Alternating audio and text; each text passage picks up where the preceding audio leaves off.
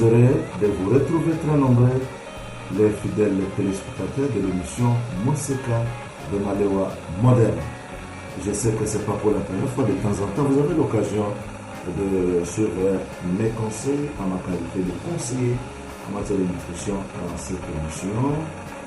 Je me souviens que nous avons déjà parlé de beaucoup de choses. On a parlé de Safou, nous avons parlé de bienfaits de peau de maman, on a parlé de beaucoup de choses.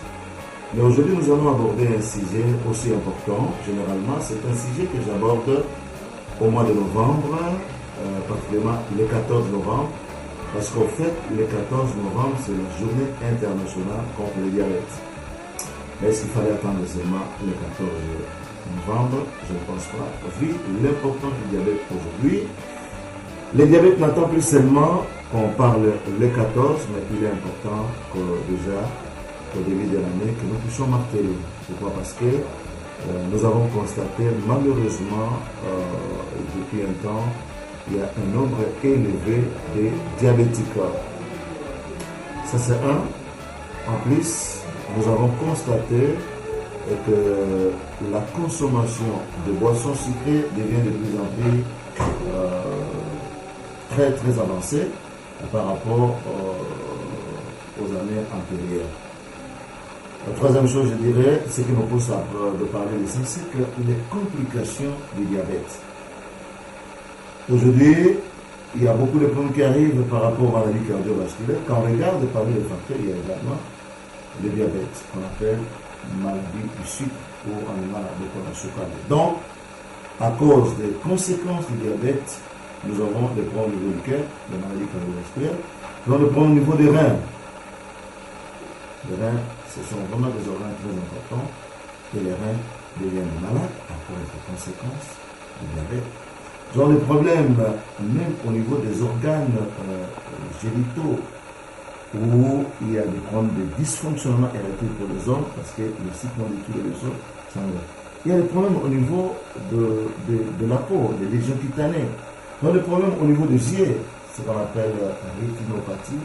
Nous avons des problèmes au niveau même des nerfs. Bref, les cycles détruits, bien-aimés et fidèles téléspectateurs, le corps de l'homme. Alors, les cycles détruits, mais lorsqu'on constate la manière dont les hommes consomment les sucres aujourd'hui, ça ne fait qu'augmenter. Dans l'introduction, je l'ai dit déjà, nous par exemple, quand on grandissait, on se rappelle que quand on parlait de boissons sucrées, on connaissait pratiquement 3 colorations et dans une capacité d'environ 33 centilitres. Nous avons eu des boissons sucrées de coloration noire, boissons sucrées de coloration au jaune, jaune je voulais dire, et puis jaune pas tellement jaune mais orange, je voulais dire orange, et puis il y avait rouge, pratiquement 3 couleurs. Mais pendant que je m'entretiens avec vous, vous constaterez avec moi malheureusement que nous avons aujourd'hui des boissons sucrées de couleur bleu, vert, violet, même blanc, alors que je me rappelle que quand on parlait de la coloration blanchâtre, dans les liquides consommés, c'était beaucoup plus le lait.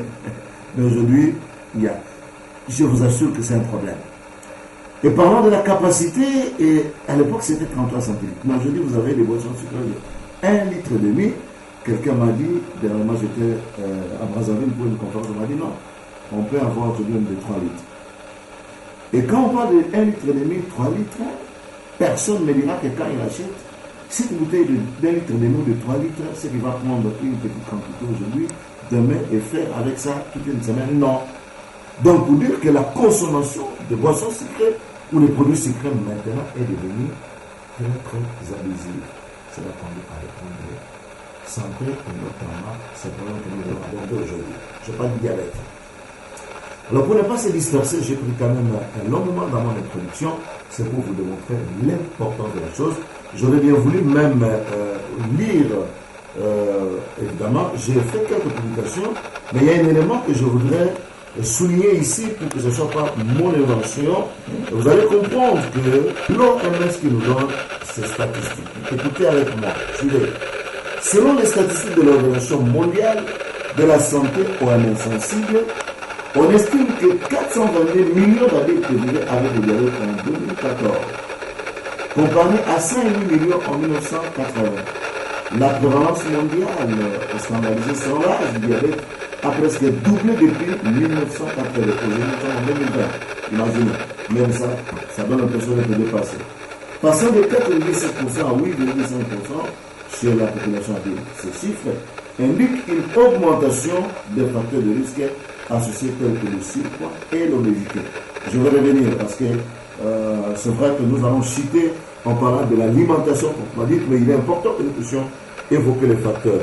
Il y a beaucoup de choses à dire ici. Je vais m'arrêter ici tout simplement pour vous dire que c'est sérieux aujourd'hui le point de diabète. Alors, le diabète, c'est quoi? La définition, je n'aimerais pas être trop savant comme un grand professeur à l'université. Je voudrais seulement vous dire que le diabète, c'est une maladie chronique qui apparaît lorsqu'il y a dysfonctionnement dans le métabolisme du sucre. En fait, concrètement, lorsque l'organisme ne sait plus utiliser normalement le sucre. Le sucre, c'est un élément qui vient de l'alimentation, c'est-à-dire dans la grande famille de ce que nous appelons les glucides. Je rappelle que les aliments que nous mangeons contiennent les nutriments. Dans les nutriments, nous avons les lipides, qu'on appelle les graisses, nous avons les protéines, nous avons le glucide, c'est là où on trouve le sucre, nous avons également les vitamines, nous avons les sels minéraux, nous avons les fibres. Maintenant, le corps utilise beaucoup plus le glucose qui provient du sucre. Mais j'aimerais vous dire que le corps a besoin d'une quantité bien déterminée de sucre. C'est ainsi que lorsqu'on est en jeûne, on n'a pas mangé, on vous dira que le corps, normalement, c'est la glycémie. En fait, la glycémie, c'est le taux du sucre dans le sang qui doit tourner autour de 0,74 ou 0,7 à 110 mg par litre. Donc, quand on est en jeûne, on prélève le sang, on vérifie, le taux de sucre doit tourner autour de ça. Mais quand nous venons de manger, ça augmente jusqu'à un certain niveau. Mais malheureusement, pour certaines personnes, parce que dans ma définition, je parlais de dysfonctionnement, où je parlais de mauvaise utilisation du sucre. Comment il y a mauvaise utilisation du sucre? Normalement, le sucre que nous avalons après digestion, métabolisme, ce sucre doit être utilisé par les cellules du corps. Évidemment, dans les cellules du corps, toutes les cellules, mais nous avons des cellules que nous appelons glucodépendantes, les cellules qui dépendent vraiment du sucre comme le cerveau. J'aimerais vous dire, fidèles téléspectateurs, dès qu'il n'y a pas de sucre, c'est le cerveau qui en souffre dans un premier temps. Alors maintenant, pour que le corps, ses organes, ses cellules, je voulais dire, utilisent le sucre, il y a une hormone qu'on appelle l'insuline. L'insuline est en quelque sorte la clé qui permet à ce que le corps utilise le sucre. Vous entendrez parler des personnes diabétiques où on a injecté l'insuline. On a injecté l'insuline tout simplement parce que l'insuline endogène, en fait, à l'intérieur de son corps, qui est sécrétée par le pancréas, n'est pas en quantité voulue. C'est-à-dire quelque part son pancréas n'est plus à mesure de sécréter. Vous savez, il y a des situations où le pancréas ne sécrète plus rien. Là, il faudrait que ça vienne de l'extérieur. C'est une injection. Mais pour certaines personnes, le pancréas sécrète, mais ce n'est pas une sécrétion.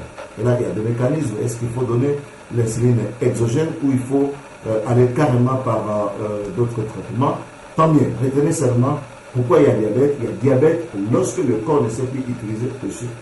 Comment le corps ne sait plus utiliser le sucre? Généralement, c'est parce qu'il y a carence en insuline qui est l'hormone qui permet l'utilisation du sucre. Alors, maintenant, d'où vient ce problème? Évidemment, ce qu'on appelle le facteur. Ça peut être un facteur héréditaire. Bon, je suis vraiment désolé, je ne voulais pas trop m'étaler dans les théories. C'est vrai que nous sommes en train de parler beaucoup plus de l'alimentation des personnes diabétiques ou comment éviter qu'on tombe dans le piège diabétique. Bon, si j'ai évoqué le facteur, tout simplement parce que, vous savez, certaines personnes ont malheureusement la malchance d'être fils ou fille de quelqu'un qui a souffert du diabète. C'est-à-dire qu'on peut souffrir du diabète lorsque tu as eu un parent qui était diabétique. Ça, c'est le facteur héréditaire. Mais on peut devenir diabétique aussi à cause peut-être d'un problème au niveau de son pancréas. Parce que le pancréas n'est pas en mesure de produire l'insuline. On peut aussi devenir diabétique à cause de mauvaises habitudes alimentaires. Ça peut arriver. À tout moment, vous faites souffrir votre corps avec un taux élevé de sucre, un taux élevé de sucre. À un certain moment, je vais vous dire que le corps peut craquer et ne sait plus utiliser le sucre. Qu'est-ce qu'on va constater? On va constater que vous avez un taux élevé de sucre. Évidemment, il y a d'autres facteurs. Il y a des facteurs que nous disons les facteurs qui sont naturels, mais il y a aussi des facteurs qui arrivent à cause de l'environnement. Naturel, je dirais par exemple l'âge. À un certain âge, les cellules se fatiguent. J'aimerais vous dire que j'ai à développer le diabète, surtout les diabètes qu'on appelle gras. Parce que là aussi, j'ouvre une parenthèse pour vous dire que les diabètes, il y a plusieurs types de diabète. Généralement, nous parlons de 3 types de diabète. Premièrement, il y a les diabètes qu'on appelle les diabètes insulinodépendants ou les diabètes maigres, ou les diabètes juvéniles comme on l'appelait autrefois. C'est généralement les diabètes qui attrapent les jeunes gens. Mais nous avons également le diabète gras. En fait, ce diabète-là arrive généralement après 40 ans. Donc, vous avez 40 ans, vous avez 45 ans, attention, n'abusez pas avec la consommation de sucre parce que c'est vraiment ouvert. Mais nous avons aussi le diabète qu'on appelle le diabète gestationnaire. Vous avez compris avec moi pourquoi le gestationnaire, c'est-à-dire, derrière ça, quoi? Il y a la gestation, il y a la grossesse.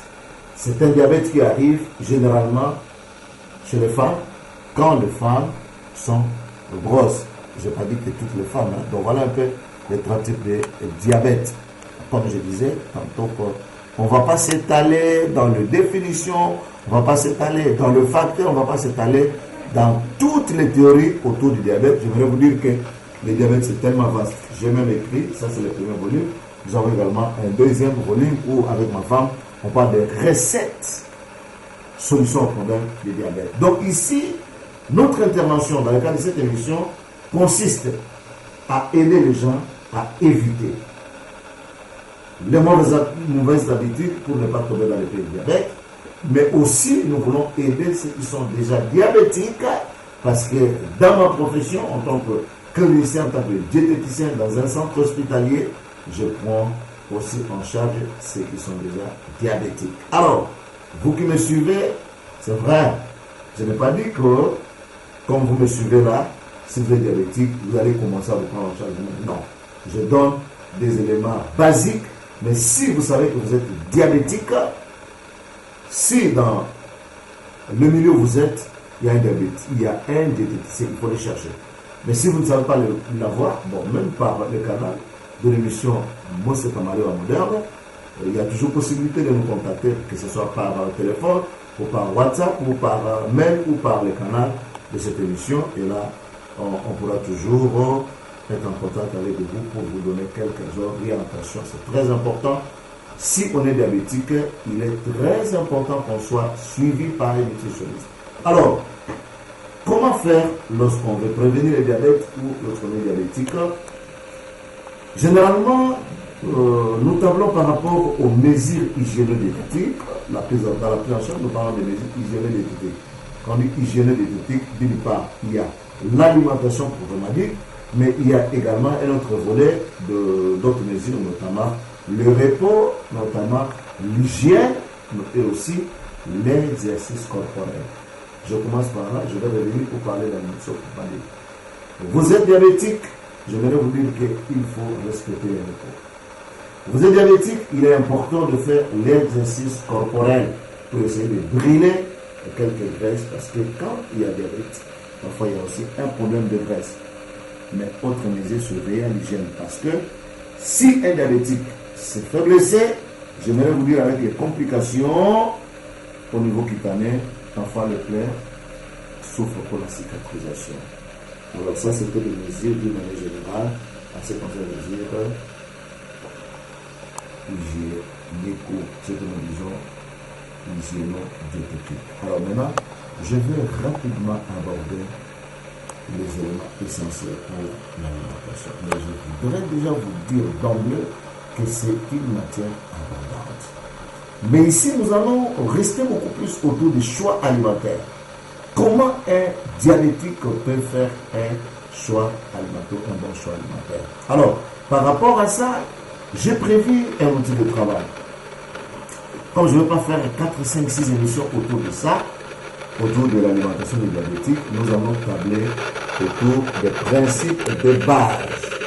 Et c'est par rapport à ces principes de base que nous pourrons voir maintenant quels sont les aliments. Et mon outil de travail que j'exploite aujourd'hui s'appelle la pyramide alimentaire.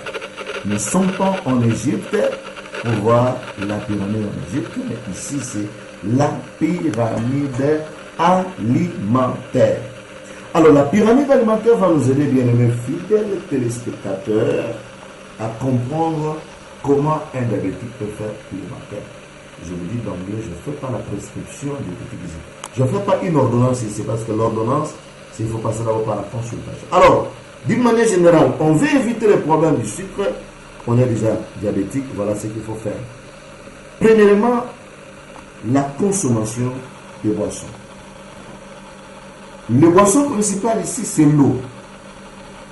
Il faut consommer au moins 1,5 litre. Il a besoin de boire suffisamment. Pourquoi? Parce que parmi les conséquences, je l'ai dit dans mon introduction, qui touchent les diabétiques, ce sont des problèmes au niveau des reins. Or, les reins étant organes épurateurs, organes qui filtrent le sang, quand pas de filtration, on voit qu'il faut que l'eau soit suffisante. Et quand on ne boit pas suffisamment, étant donné que les reins sont prédisposés à avoir des problèmes, j'aimerais vous dire que ça peut vous créer des problèmes. Non, il faut boire suffisamment. Il faut boire suffisamment, oh, je manque le temps. Parce que pour éviter aussi les conséquences cutanées au niveau de la peau. Imaginez déjà, même nous qui n'avons pas ce problème de diabète, quand vous ne prenez pas suffisamment d'eau, vous pouvez avoir une peau sèche. Mais maintenant, avec les complications du diabète, ça sera encore plus compliqué. Alors, à côté de l'eau ici, nous pouvons aussi prendre des tisanes.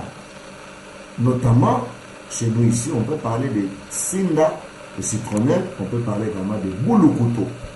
Donc, un diabétique peut prendre aussi quelques tisanes. Dans la publication que nous avons faite, nous avons parlé de quelques tisanes. Et parmi les tisanes, nous avons parlé du thé vert. Nous avons parlé également de la cannelle. Donc, on peut prendre la peau de cannelle, on peut faire ça sous forme de tisane. Mais ici, je n'ai pas parlé de la boisson alcoolique parce que, c'est vrai, certains diététiciens ouvrent quand même une parenthèse, en fait une fenêtre, en encourageant la consommation de temps en temps. Mais j'aimerais vous dire que l'alcool pose beaucoup de problèmes, déjà par rapport au foie. Et comme malheureusement j'ai manqué le temps pour parler de la place du foie dans l'utilisation du sucre, mais je profite pour dire que lorsque vous avez un problème de foie, j'aimerais vous dire que cela ouvre la porte au problème de diabète. Pourquoi? Lorsque nous consommons le sucre trop plein de sucre va aller dans le foie pour prendre la forme de ce qu'on appelle les glycogènes. Normalement, ce que le corps utilise, c'est les glucoses. Mais trop de sucre dans le corps prend une partie qui le transforme en glycogène. Et quelle est cette partie du corps qui le fait? C'est le pancréas. Donc, étant donné que le pancréas n'est pas l'ami de l'alcool, parce que cela peut conduire au problème de cirrhose de foie ou de cancer à un certain moment, imaginez, vous êtes diabétique, vous allez aussi de boire de l'alcool, j'aimerais vous dire que cela peut amener à des complications. Donc, ça ne m'engage que moi-même. En tant que diététicien, vous êtes diabétique, je ne vous encourage pas à prendre l'alcool. Alors là, je parlais de l'eau.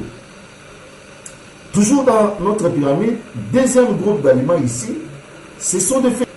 Et par rapport aux féculents, pourquoi les féculents en grande quantité? Tout simplement parce que les féculents représentent le carburant. Alors que nous avons besoin de carburant pour le fonctionnement de notre corps, les diabétiques aussi ont besoin de carburant. Mais cette fois ici, dans le choix des féculents, les diabétiques doivent éviter le féculent transformé. Je parle ici de riz blanc, je parle ici des farines blanches. Hein. Et qu'est-ce que le diabétique peut prendre ici comme féculent? Nous encourageons la consommation des malamako, qu'on appelle les tarots. Peut-être quand je vais revenir en bas, je vais expliquer quelque chose. Les tarots est encouragé. Nous encourageons bananes plantain non mûres, pas les bananes plantain mûres. Nous encourageons la farine de maïs. Ici, je n'ai pas parlé de la farine de manioc, parce que la farine de manioc, normalement, ce n'est pas encouragé. Je parle de l'igname. J'encourage également la consommation des riz complets, ou par exemple les riz locaux. Ici, on dit l'oswa bumba, l'oswa sekoma. Pourquoi? Je vais expliquer. J'encourage la consommation de l'igname. Bref, vous avez banane plantain, non mûre, vous avez les riz complets, vous avez le pain complet, vous avez la farine de maïs, vous avez le taro. Voilà. Si jamais vous voulez utiliser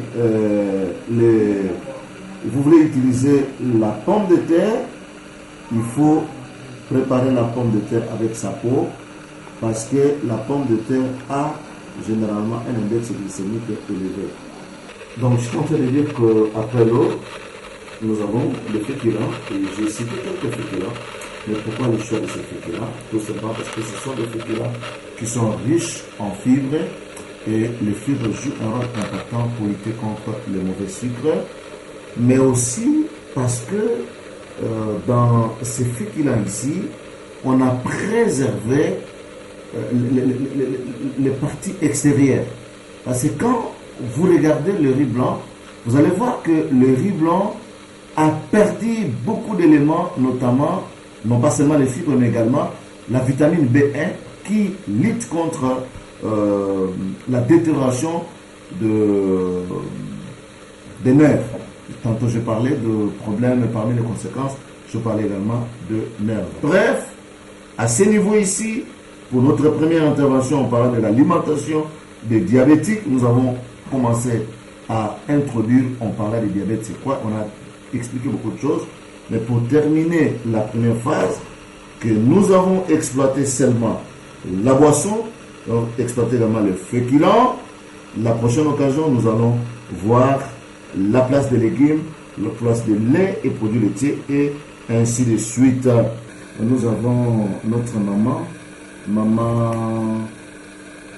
Blandina de Puy-Lyon a posé une question pertinente. C'est vrai que la fois prochaine, je vais revenir pour expliciter encore concernant le féculent. Mais sa question c'était autour, je n'ai pas dit que maman a un problème de diabète, hein, mais comme nous parlons de féculent, et il y a une question en rapport avec le féculent, la chikwang fait partie du féculent. La question du moment, je mange trop de chikwang, est-ce que c'est mauvais? Bon, manger trop de chikwang, est-ce que c'est mauvais? Je dirais deux choses. Premièrement, si vous n'êtes pas diabétique, ce n'est pas un problème. Deuxièmement, si vous n'avez pas de problème de constipation, ce n'est pas un problème aussi, parce que trop de chikwang, si vous êtes quelqu'un qui souffre de problèmes de transit intestinal, pratiquement les constipations, la chikwang est compliquée. Mais seulement, dans le cadre de l'équilibre alimentaire, nous recommandons des principes. Diversifier son alimentaire, c'est-à-dire manger au moins un aliment de chaque groupe. Nous allons le voir ici en détail dans la pyramide alimentaire. La deuxième chose, il faut varier. Donc, maman Blandina, je sais que vous aimez bien votre chikwang, mais je vous encourage de varier. C'est-à-dire, vous pouvez manger, le lundi par exemple, vous mangez votre physique. Le mardi, vous pouvez manger votre chikwang. Le mercredi, vous pouvez manger peut-être le riz. Le jeudi, vous pouvez manger peut-être la pomme de terre. Bref, il est important dans le cadre de l'équilibre alimentaire de varier aussi ce qu'on mange au lieu de rester seulement dans la chikwang. Si vous avez un contrat avec la chikwang, vous pouvez manger chaque jour, tant mieux.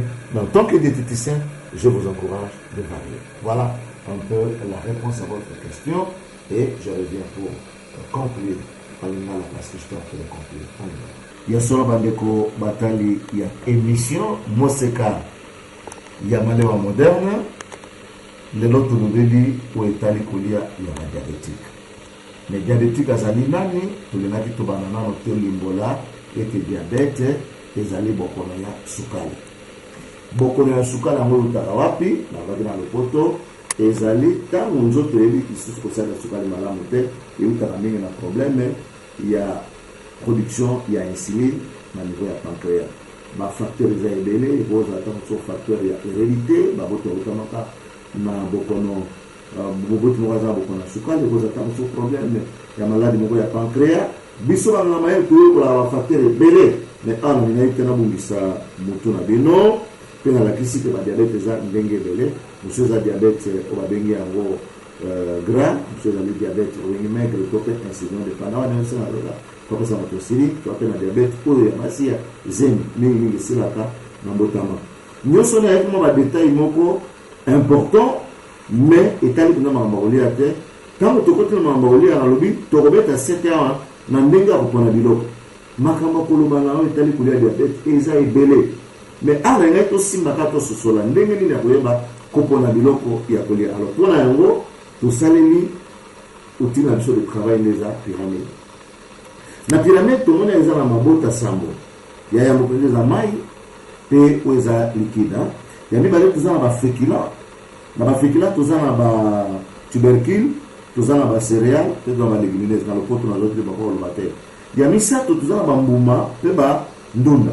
Ya minei toza na miliki mpe biyebi kosalemaka na miliki. Ya mitano toza na misuni, toza na mbisi, toza na bamaki, toza na bandeke mpe toza na oyo elinganaka bainsecte. Ya motoba toza na mafuta, ya sambo toza na sukali. Na lopoto nazwaki bakoloba te me botala malamu bokomona te biloko binga biso nzoto kosalela yango na ndenge moko te, eza na besoin nango na ndenge moko te.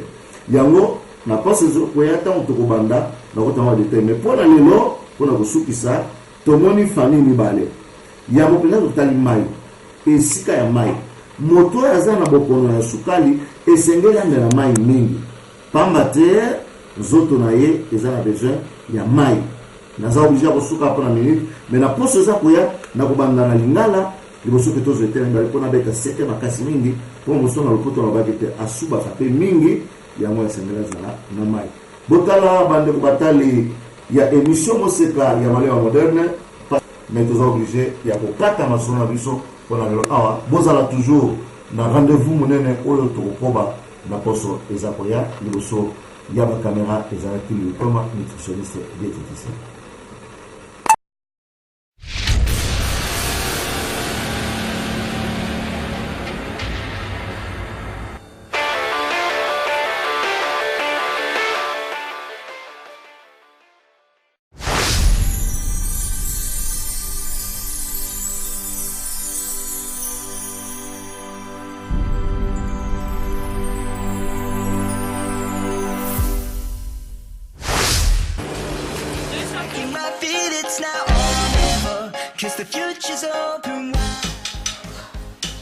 Très heureux de vous retrouver très nombreux, le fidèle l'émission Moseka de Malewa Moderne.